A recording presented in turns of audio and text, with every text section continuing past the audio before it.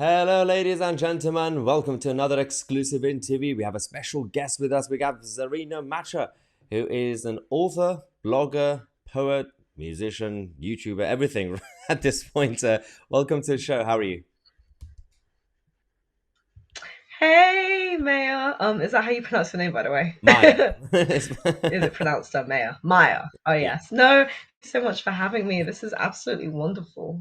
Yeah, so yeah, we have you on the channel because obviously you're also going to be cancelled like most of us these days. You've written Yes. about I think you've written about 5 million books already, and you're only 25, I believe. Actually, your birthday is on the same day as mine, 11th of June, so that's interesting. But Really? Oh, yeah, nice. yeah. But your latest book is going to cause a lot of chaos. This is about Tic Tac Toe. Welcome to the future. It's about the dystopian future, I believe. Tell us more about that. Yes, so effectively, Tic Tac Toe, it depicts a cultural Marxist dystopian society where effectively everybody is owned by the state. There is no more marriage. Everybody is created in reproduction centers, and everybody is categorized according to their race, gender, and sexuality. There is a hierarchy of oppression. Of oppression. So if you are a white N, which is another word for a white male, then you are at the bottom because you are the most privileged. And if you are a otherin, which effectively is just a fancy way of saying non-binary, then you are at the top. And everyone also has to wear pronoun badges. That's mandatory. Everybody also has to wear black. And everybody's homes are called safe spaces. Yeah, there's a lot of fun stuff, but it really just depicts a cultural Marxist dystopian society, and it follows the main character called Dennis, who is this young white N, and he is going to be having to join something known as the service, where he effectively has to serve the state, as that is mandatory for all white males, effectively. Well, all males actually, not just white males, So and it's a it's effectively a the it's book. a collectivist society, and being white is Yes. basically is a sin. So does that also basically include that? And this is basically, I mean, it becoming reality to an extent because they generalize everybody based on categories. So they will just assume if you're white and a man and straight, especially, then you're privileged. What if you are in poverty? You're from a council state, for example, or you happen to be white. You're still privileged, right? Well, that's what's so funny in the book because it's like they're all privileged, and yet all of the ends, so the men, they all live in the worst part of the city because they're so privileged. And what's so funny as well is that these people, they're so Dennis, the main character, he's part of the first generation of new people who've been created in reproduction centers. So imagine they've just been created, they've not done anything. All they've literally done is exist, and they're being told that they have to atone for thousands of years of white male privilege and systemic oppression and patriarchy, and it's just insane. I mean, it's just crazy. I don't know if it's been mentioned in the book about the clash. That obviously the left always ends up eating itself, and in the real world there is a clash now between feminism and non-binary and all the gender lobby. Until a few years ago, you had the third way, and now probably fourth way at this point. Feminism kind of taking over, and they went a little bit crazy. All the pink hair and all that green hair, and now in the real world, we have the same women, the same feminists, being cancelled by their own side, but the gender lobby. What do you think of that?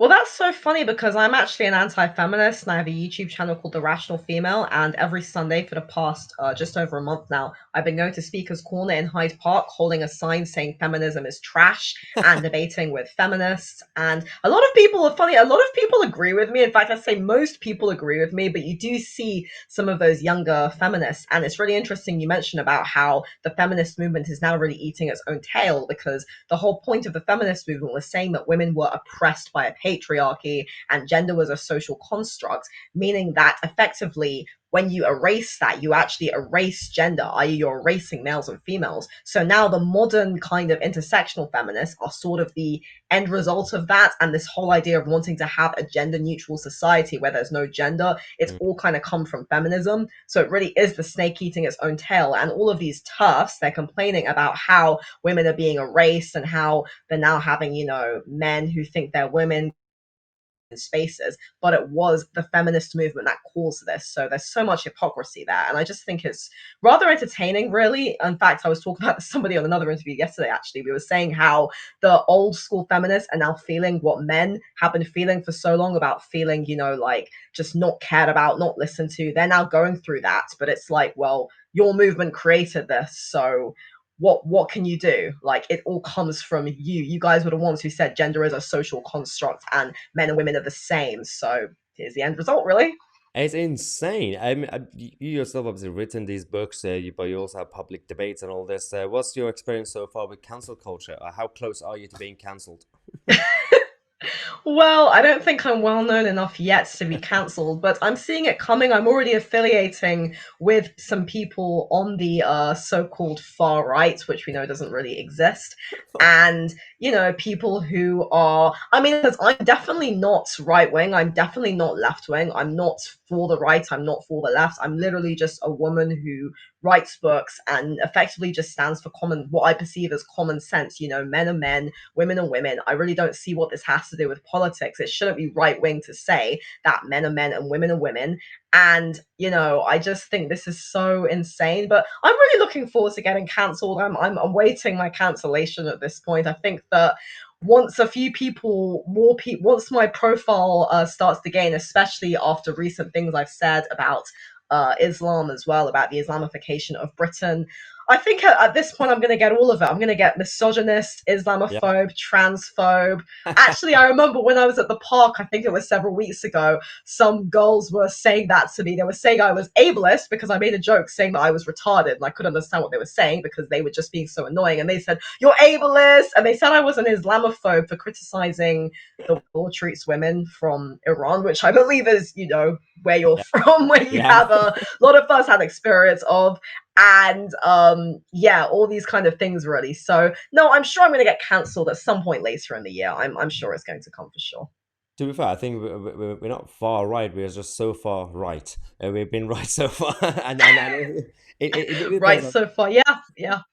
Yeah, I mean, you also mentioned obviously I mean, these public debates, especially Hyde Park, you do have various groups going there, especially the Islamists who somehow are free to do whatever they want. Fair enough. But the problem with this is that you can't really have a Mm-hmm. debate. The political left are harboring the same people, for example, the extreme Islamists, who are, and Muslim community in general, who are also against them. They're not woke. There's the same Islamists that the left are trying to protect because, oh, they're so vulnerable. They will destroy the same political left if they get into power.